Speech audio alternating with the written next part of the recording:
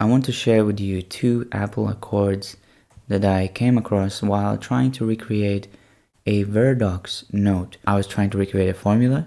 It used material called Verdox, which I did not have, so I recreated an apple accord here. Now, I have two strips. One has ethyl safranate and the other one does not. And the reason is because first, when I was trying to build this accord, I actually tried to combine fructone with manzanate, but that ended up smelling just like the strawberry accord I showed in my previous video.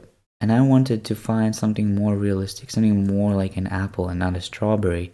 So I ventured further and I came across this accord, which I'm going to share on the screen. Now the green entry, ethyl safranate, is only present in this one, and I will talk about it. So for now, ignore it and let's look at the first three. So we have Hexyl Crotonate, we have Manzanate at 1% dilution, and we have Cis-3-Hexenyl Benzoate. These three materials, to me, smell like the outside of the apple, the skin. It doesn't really smell like the inside, and it is slightly waxy and oily because of the Cis-3 material. If we try to deconstruct this, the Hexyl Crotonate, it's the body of the accord, the meat of the fruit. It smells like pear and green apple pulp. It provides the juicy volume without the sugar jam effect of fructone that I tried first. Next, we're using Manzanate. This gives the accord a diffusive volatile note. It brings it up, it brings it to your nose, and it smells kind of like pineapple skin and cider. Again, we're using it at 1% dilution because it is very strong material and it is very diffusive. Finally, the Cis-3-Hexenyl Benzoate, it is what gives this accord a mild, waxy and slightly green, oily feeling.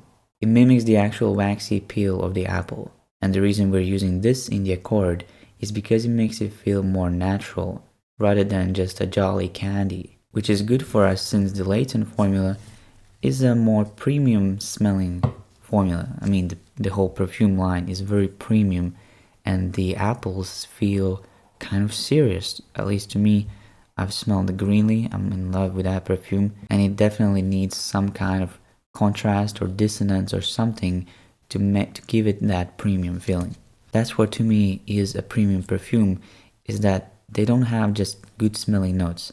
They masterfully combine things that smell good with something a little bit contrasty or dissonant, which gives it this something, this realism and soul that the cheap perfumes just don't have. Again, to summarize, this version of the accord with just three materials kind of smells like the outside of the apple. And I first recreated this and I thought, well, it's okay, it kind of smells like an apple, but I want it to feel more juicy, more cider-like, more like the inside of the apple. It needs to be more fuzzy and more bubbly. And then I remembered that I got a material called ethyl safranate, which to me, when I first smelled it, literally reminded me of Parfum de Marly Greenly perfume. When I smell that perfume, this is the material that comes to my mind because it is sparkly, it is diffusive, it is juicy and cider-like, and it does remind me of apples.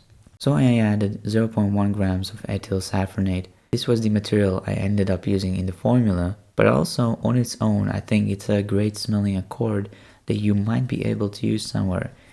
It smells like a modern apple. It is not the most realistic apple, but it is quite modern and is leaning towards the abstract side. On a paper strip, it seems to be lasting quite a long time since I blended these yesterday in the evening, and now is the morning, so it has been whole night and I can still smell these accords. But I don't smell the ethyl safranate. That seems to be a more fading note.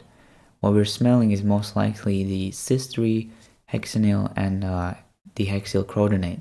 It is a very mild feeling, and it is still reminding me of apples. So if you would like to recreate an apple accord, or perhaps you're working on another Parfum de Marly formula, this might be something to consider, especially the use of ethyl safranate. That seems to be a very, very close material to the original smell. But of course I cannot verify, this is just my own personal experience and experiments.